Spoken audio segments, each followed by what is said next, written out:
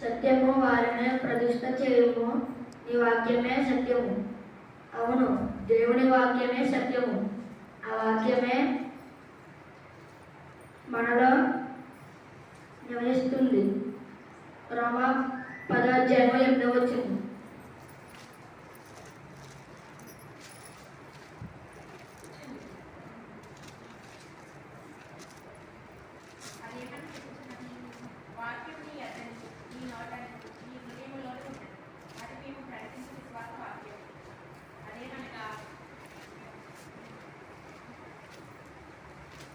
కానీ ఎందువల్ల మనలో వాక్యము అనగా సత్యమునకు చోటు లేదు. మనం వాక్యం విని వెంటనే మన యొద్దకు ఒకడు వస్తాడు, వాడే దుష్టుడు.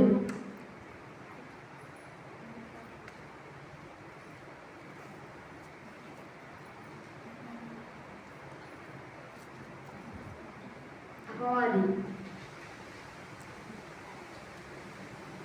వాడు మన హృదయంలో ఉన్న వాక్యాన్ని ఎత్తుకుపోతాడు. అవును, మన హృదయానికి సంరక్షణ కావాలి. మన హృదయాన్ని భద్రంగా కాపాడుకోవడానికి ఒక సంరక్షకుడు కావాలి. ఆయన ఎవరో కాదు, మన రక్షకుడైన ప్రభువైన యేసుక్రీస్తు. ఈయన మన మధ్య సత్య స్వరూపిగా, ఒక సంరక్షణగా, మధ్యవర్తిగా, నీతిని కవచంగా ధరించుకో, రక్షణను తల మీద చిరస్థానముగా ధరించుకుని మన మధ్య జీవిస్తున్నాడు. యోహాను 17:5.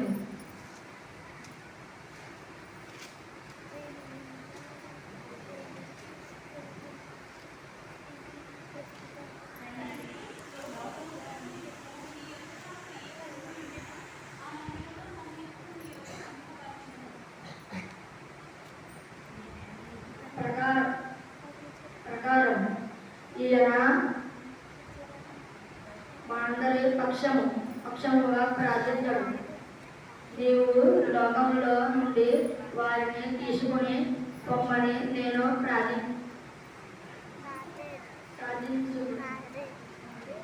ప్రార్థించడం లేదు, కానీ దుష్టుడి నుండి వారిని కాపాడమని ప్రార్థించుచున్నాను.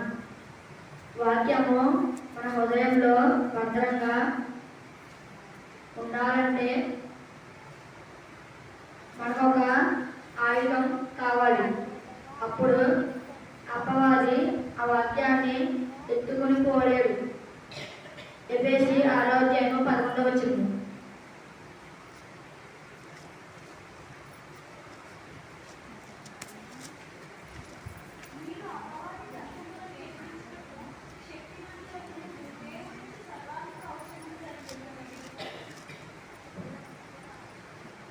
మీరు అపవాది తంత్రములను ఎదిరించుటకు శక్తివంతులకు నట్లు దేవుడిచ్చు సర్వంగా కవచమును ధరించుకొనుడి.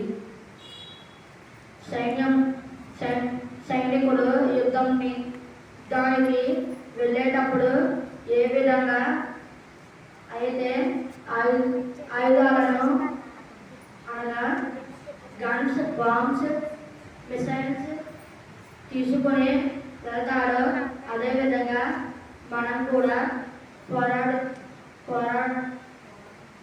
పోరాడున్నది శరీరాలతో కాదు, కానీ ప్రధానులతోనూ అధికారులతోనూ ప్రస్తుత అంధకార సంబంధులకు లోకనాథులతోనూ ఆకాశ మండలమున్న దురాత్మల సమూహములతోనూ క్రైస్తవుడికి కావలసిన ప్రముఖ ప్రాముఖ్యమైన ఆయుధం సర్వాంగ కవచం.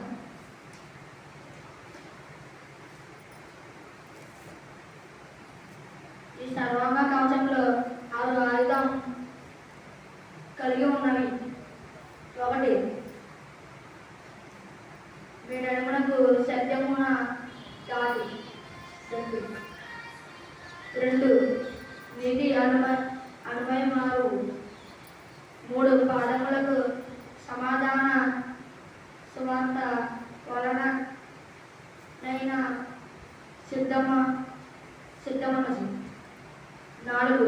విశ్వాసము అనేదాలు. 5. రక్షణ అను శిరస్త్రము. 6. దేవుని వాక్యమును ఆత్మ ఖడ్గము. ఈ 6 ఆయుధములు ఒక లక్షణాలు అనగా సత్యము, నీతి, సమాధానము, సువార్త, విశ్వాసము, రక్షణ, పరిశుద్ధాత్మ మన ప్రభువైన క్రీస్తులో నెరవేరున్నది. ఈ సర్వాంగ కవచములు ధరించుకొని పడుకుంటే మనం యుద్ధాన్ని గెలవలేము. మెలకువ కలిగి ఉండడం అనగా సిద్ధపడు కలిగి ఉండడం. చివరగా రోమ 13వ వచనము 13వ అధ్యాయము 14వ వచనం.